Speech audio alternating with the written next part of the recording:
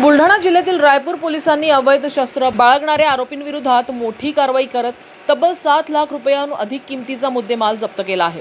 Police अधीक्षक निलेश तांबे, upper police अधीक्षक अमोल गायकवाड आणि उपविभागीय पोलीस अधिकारी सुधीर पाटील यांच्या मार्गदर्शनाखाली ही कारवाई करण्यात आली। चिखली तालुक्यातील आंतरिकुळी गावात गोपनीय माहितीच्या आधारे पोलिसांनी पंचासमक्ष रेड कारवाई केली। यावेळी शुभम सागर पवार, रुपेश मिलन शिंदे आणि रोहेल मिलन शिंदे या 3 आरोपींना ताब्यात घेण्यात आले। आरोपींकडून 2 देशी बनावटीच्या पिस्टल, 4 मॅगझिन, 92 जिवंत काडतुसे, 2 वापरलेली काडतुसे, लोखंडी चाकू, महिंद्रा XUV 500 वाहन आणि iPhone 16 Pro Max मोबाईल असा एकूण 7,05,000 रुपयांचा मुद्देमाल जप्त करण्यात आला आहे।